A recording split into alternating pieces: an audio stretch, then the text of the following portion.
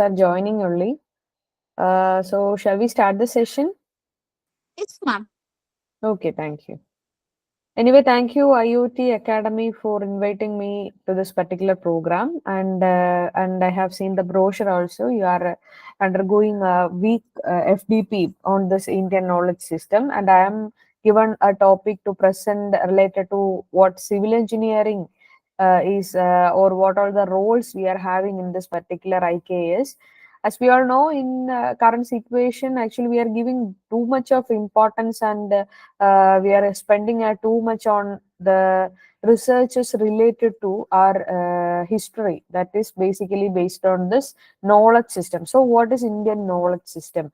That is a kind of material or a stuff that we should know as academicians. So IoT is taking too much effort on this particular area, that is they are conducting several programs also. Okay, as the time is limited, I am directly moving on to the topics. And today we will be discussing the various aspects based on the civil engineering, as I already mentioned. And still, I would like to give you introduction. That is how we are moving on to this particular topic through our civil engineering. Before that, I would like to give you a particular introduction on this regard. And am I audible? Right? Everything is clear, no? Yes, ma'am. Okay, thank you. So, what are all the themes of IKS basically? The Vedic mathematics, you may have heard this, Indian astronomy, and various Indian Shastras. These are the three basic uh, themes that we will be discussing when we are about to discuss about IKS. And this Vedic mathematics, a lot of classes and a lot of things are going around us in our day-to-day life itself. So you may have heard, like, if we are talking about the history or the beginning, it is like our Indian mathematician Jagadguru Sri Bharati Krishna Tritaji, that is during the after death of 1911 to 1918. In this period only, he have developed this particular Vedic mathematics, and it is believed that by using this technique, the speed of calculations of human brain will be increasing fivefold with the practice of Vedic mathematics than of regular practice. And also, this Vedic maths or Vedic mathematics is a collection of methods or sutras that would solve numerical computations quickly and faster. You may have heard these things, but I couldn't skip when I am talking about Indian knowledge system. And it consists of 16 sutras that are called as formula and 13 sub sutras that is also called as sub formula. Basically, we can be applied, that is we can be applied to the solving problems in arithmetic, algebra, geometric, calculus, conics, etc. And also, the sutras and sub sutras of Vedic maths help to perform hard mathematical operations very quickly and also accurately. That is the peculiarity of this Vedic mathematics. And about astronomy, also we might have heard the word but may not be much deep into the content. But still, astronomy is a study of everything in this universe, which can be said as beyond Earth's atmosphere, or even that can be visible through the naked eye or even without visible to our naked eye. And also it deals with the questions and about things like dark matter, dark energy, everything astronomy is basically dealing with. What are the themes of IKS? Indian astronomy. Basically, about the themes, we would like to expand the thing Indian astronomy. So, about Indian astronomy, we have four broad phases. That is based on the period, how it has been classified. So, the basic periods are like 1500 BC and 500 BC. BCE, you may know, still I would like to expand, that is basic or before common, sorry, not basic, before common era, and CE, which is the common era. So from 1500 BC to 500 BC, it is believed that it is the Vedic period. And in during this Vedic period, the Surya Siddhanta, that was a book which was written by beloved Aryabhatta and was developed during this era. Astronomical treatise. Treatise means particularly planned and chart or what to say documented material. That is what treatise mean. To describe the position of planets and stars were also developed. That was happened during this Vedic period. And classical period, which is from 500 BCE to 500 CE, and it stands for Indian astronomers developed the zodiac, the measurement of circumference of Earth and the calculation of the length of the year. Indian calendar was also developed in this era based on Surya Siddhanta. So, what is mentioned during the Vedic period was Surya Siddhanta, and based on the Surya Siddhanta, Indian astronomers developed the zodiac, which is the measurement of circumference of Earth and the calculation of length of the year. And then the medieval period, which was from 500 CE to 1500 CE, during this era, Siddhanta on astronomy, the Sikh and the Sikh was developed. This is Sikh, which is the Islamic content, Islamic belief. They are believing this particular Sikh, which was their calendar, and they made so many their beliefs and recordings has been treated as in this Sikh. And modern period, which was from 1500 CE to present situations. Presently it is considered as modern period only. In this era, Indian astronomers made significant contributions in the development of space exploration technology, modern astronomical instruments, discovery of black holes, and the study of gravitational waves and the structure of universe, and many such things has been discussed. Now into the Indian Shastras, that would be our main content for today's, that or the only a particular part of Indian Shastras only we will be dealing today with. So that Shastras, which are all the ancient Indian text that covers a variety of topics including ethics, architecture, and philosophy, etc., etc. So it is often a suffix added to the subject of treatise, that we might have heard about the various Shastras like Vastu Shastra, then Vaimanika Shastra, then the Dharma Shastra, and Kama Shastra, Yoga Shastra, and many such things. So this word Shastra itself is used as a suffix, and then there are many such areas like Natya Shastra, Surya Siddhanta Shastra, Mahayana Buddhist Shastras, Samudriga Shastras, Shilpa Shastras, etc., etc. Today we will be moving much as we have to discuss only about the things in civil engineering or related things. We will be discussing much about Vastu Shastra, which treatises on architecture. Okay.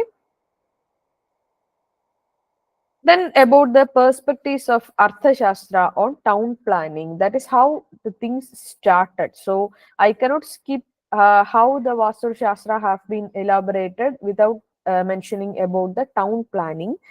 About town planning in Arthashastra, or the ancient Indian text attributed to Kautilya, it provides insight to various aspects of our governance, our administration, that including in town planning. The primary focus of Arthashastra itself is on a statecraft and politics it contains. Then the perspectives on urban planning and management.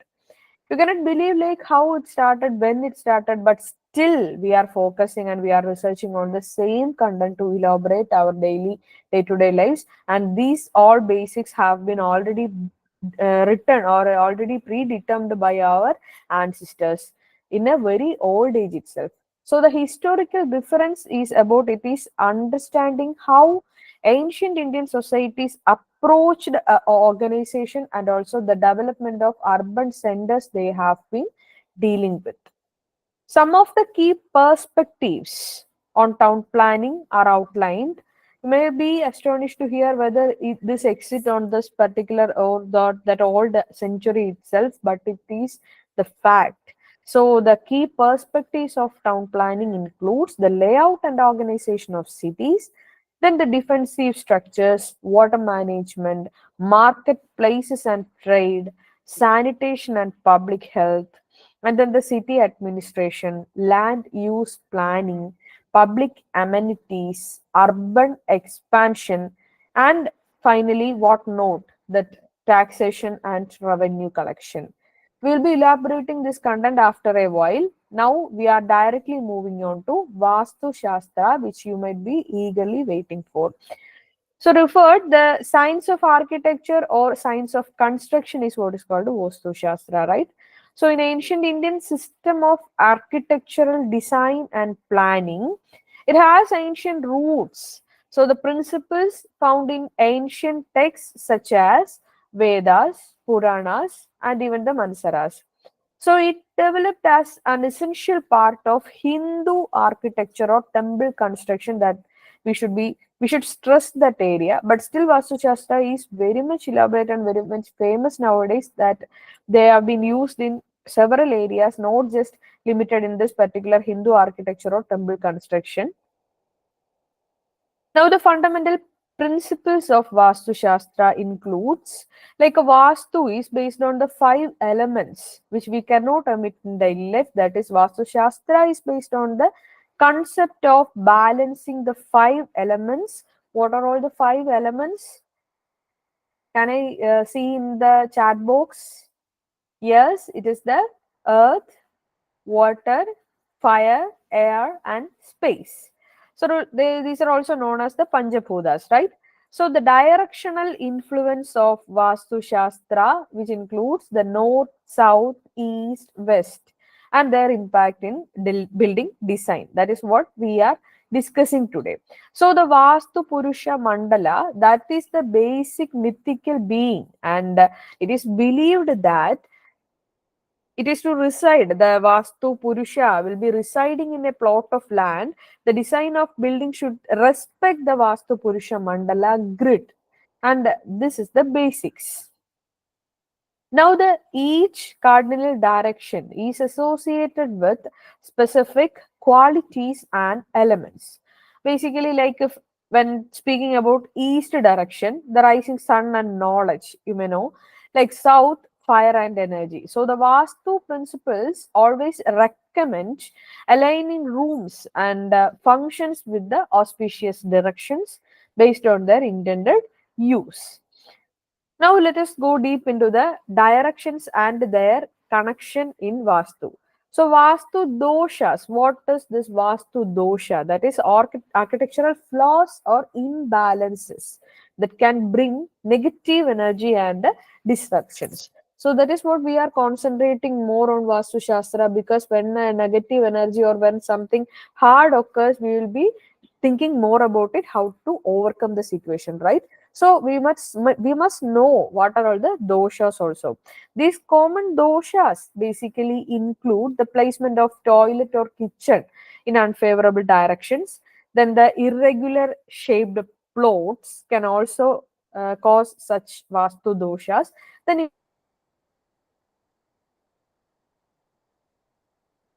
is directly connected to this particular elements or particular areas of a building. So fundamental aspects of Vastu Shastra include this Vastu Purusha Mandala, which is associated with the 8 limbs of Vastu. These words, maybe you might have heard or even note, you can note it down because this is the basics of Vastu. And 8 limbs represents the basic principle actually which govern the design and the layout of a building. So the 8 limbs include Rajapada, Agnipada, Ishanapada, Nairudipada, then Vayupada, Jalapada, Nirudipada, and Vayupada. These words are of Sanskrit origin. You can note like in the English if you want. That is this Rajapada, which is known as the king's seat. Then Agnipada, the fire seat. Ishanapada means goat's seat. Then Nairudi, that is Daman's seat. Then Vayupada, air seat. Jalapada, which is for water seat. Nirudipada is the sleeping seat. And finally, Vayupada is for storage seat. About the Rajapada or king's seat, the central area of the building is considered as the king's seat or the most important space of a building. It should be kept open and free from obstructions always. This area often serves as the courtyard or the central gathering space in traditional Indian homes. So Rajapada is the main courtyard or main central gathering space in when it comes to a building. Now that you can think or even connect these particular areas with the building of maybe of your own house, or it will be better if you can connect with the old building, maybe like our grandparents' place or something like that. That old buildings may be containing all these particular specifications, so that you can connect with each portions of any building that you have already visited, so that it will be kept in memory always, I think. Then that was just a tip, and you can do it of your own. Like Agnipada is the fire seat, the next one. Okay. So the southeast corner of a building is associated with the fire element, and it is considered as the auspicious location of a kitchen. So the best place to locate a kitchen in a building is the southeast corner. The kitchen should be located here to harness of energy or fire for cooking. Next one is Ishana Pada or goat's seat, the goat or the energy which we all believe. And it is considered as the northeast corner of a building is the most sacred space of that particular building. And it is considered as the most favorable direction for placing a place of worship, meditation room, or altar, or anything like that. So, this area should be kept clean and peaceful always, that will be vibrating throughout the building. Next one is Demon's Seat, otherwise called as Nairudipada. So this is the southwest corner of the building. So as we all know, if there is a positive, there will be always a negative source also. So there, this is which cannot be we cannot be like this should also be included, which cannot be avoided. That is what I would like to mention. And it is generally considered as inauspicious for important rooms or activities, but still it can be considered as area for storage, or with less frequently used spaces, this can be considered. Then air seat, otherwise Vayupada, the northwest corner of a building is associated with the air element. It is considered suitable for placing bedrooms or guest room basically. Proper ventilation is important because this area facilitate the flow of fresh air. And the next one is Jalapada or otherwise water seat. The southeast corner of a building is associated with the water element. It is considered as a good location for bathrooms and water related facilities, and also drainage and plumbing are essential in this area. Next one is a sleeping seat, the best and relevant place to place a bedroom. So the southwest corner of a building is best for rest and sleep, as mentioned by our ancestors. So it is considered suitable for a bedroom to ensure a peaceful and restful sleep. And this area should be kept clutter free and also conducive to relaxation. And the next one is storage seat, which is Vayupada. The northwest corner is associated with the storage and preserving resources, we can say. It is considered appropriate for storing anything like storage rooms, pantries, or places where grains and supplies are kept. And proper organization and cleanliness is important in this area. So, summative or a consolidated form of these directions is what is mentioned here. This particular directions, and which all spaces of a building can be given in such directions that is mentioned. So during the north or along the north direction, it is considered as the treasury or more open space is needed.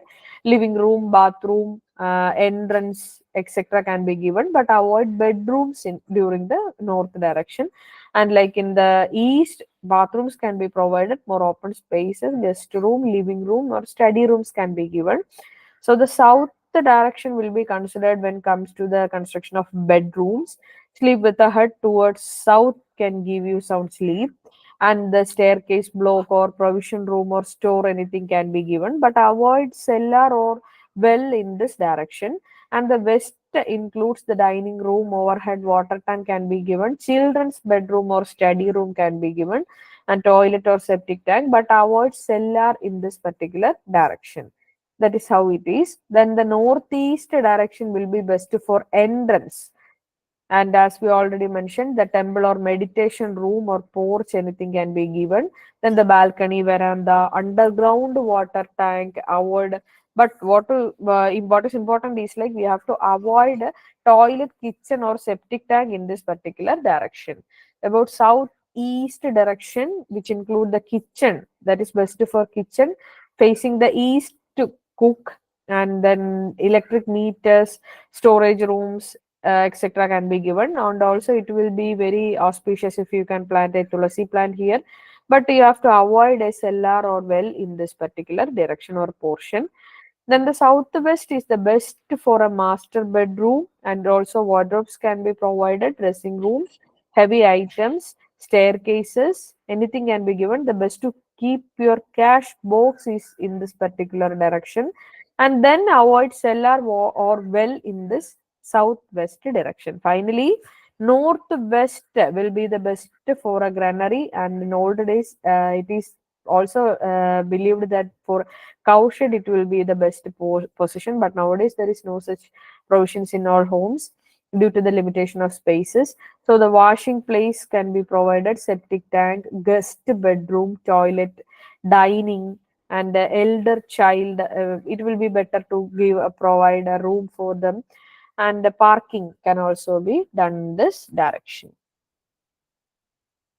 So we are back to our town planning. I have already given you few points related to town planning. Now we will be discussing that in more detail.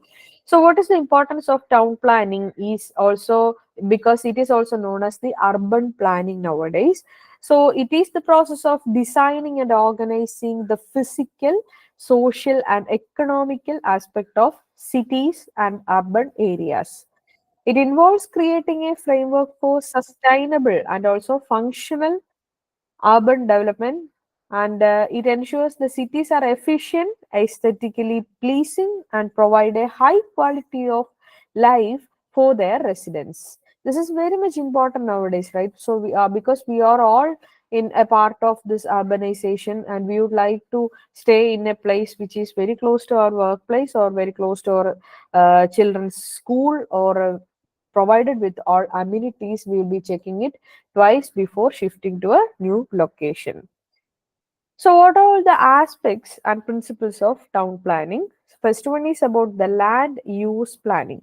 Town planning begins with the allocation and zoning of land for various purposes. That includes residential, commercial, industrial, recreational, and green spaces, and that also includes or aims to create well balanced and mixed use urban environmental that reduces community times and enhance accessibility.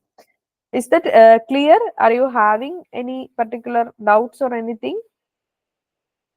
Any participants can interact in between, no problem. You can put a simple message in the chat box.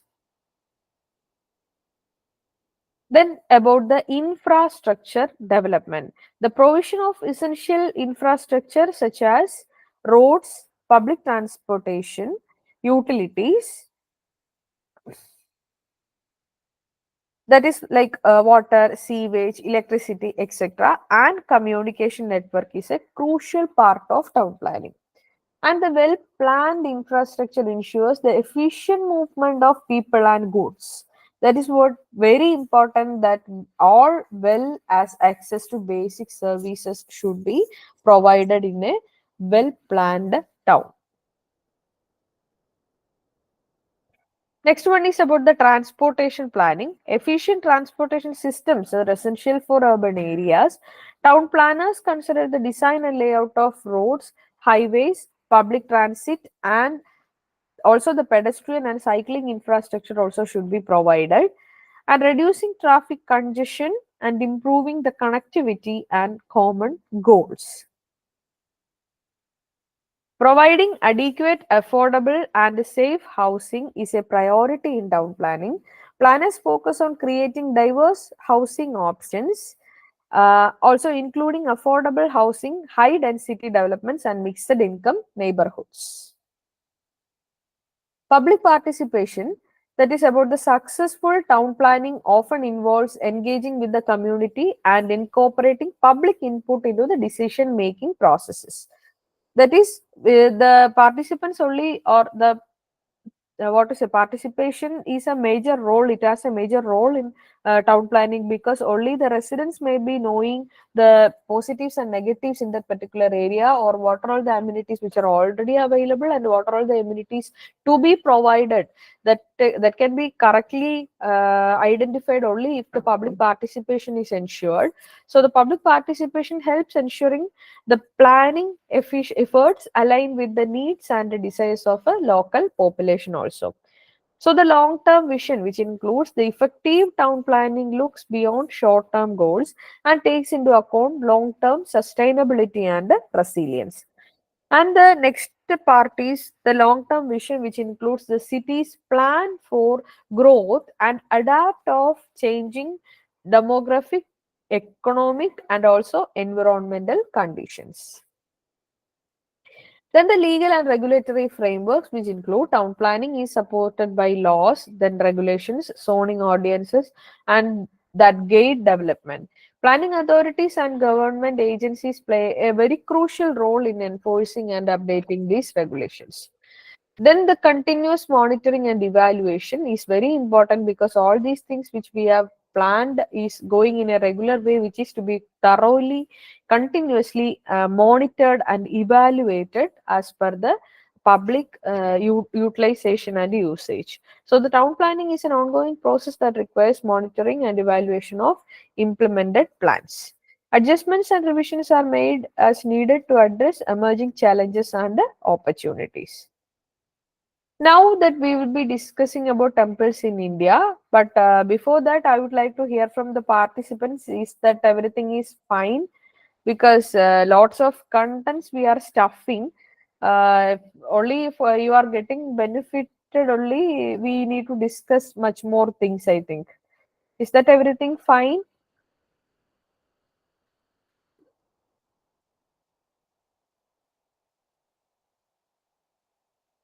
Participants?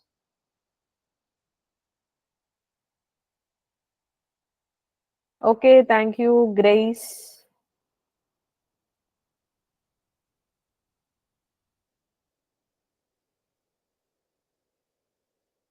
Okay. Ma'am, your session is really nice. So yeah, lots more you can share with us. Thank you. Thank you so much, madam. Yes. Okay, then moving on to the temples in India, would like to introduce the marvelous stone architecture for eternity. So as we already mentioned, this Vastu Shastra is basically more treated auspicious in Hindu methodology and in temple constructions. So we'll be discussing a few examples in this regard. So mostly the stone structures and proposed unique features that are based on the temples built in India, we will be discussing, requires that basically a temple in India require these things to be considered, like the spanning mathematics, astronomy, building science, supply chain management, rock cutting technology, optics, sound engineering, etc.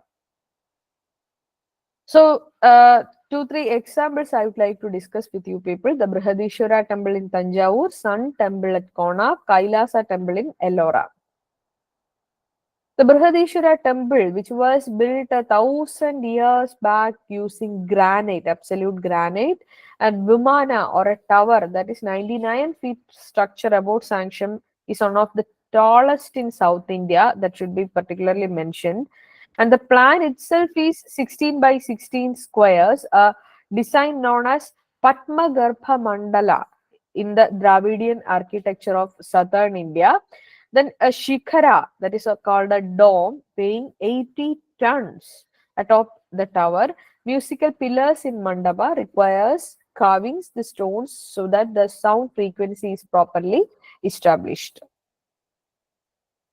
This is the particular picture. If anybody have visited, now it may be more clear to you what are all this mentioned. Next one is Sun Temple. The temple built 1250 CE using stone in the form of gigantic chariot. And this is the particular picture of Sun Temple in Konark.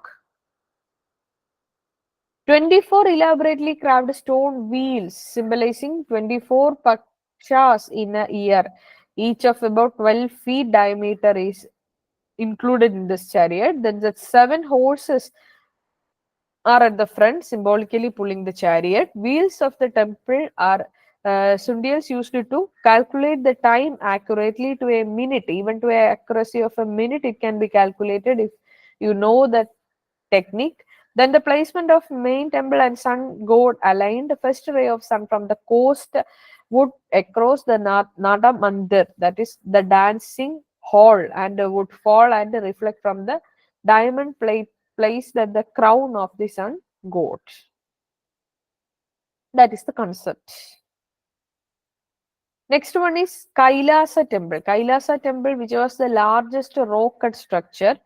This is the typical picture of Kailasa temple.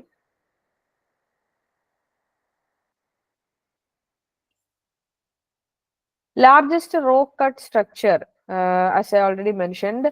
Then one digging out a slope basalt hill with the two massive trenches with 90-meter long and joined with a connecting trench of 53 meter in length. Vertical excavation. Carvers started at the top of original rock and excavated downwards. The three-story Vimana, or a tower, which are of octagonal dome and huge free-standing columns, that is also known as Dvaja Stambhas, flanking the Mandapa entrance, which has 16 columns set in the group of 4. That is about the Kailasa temple.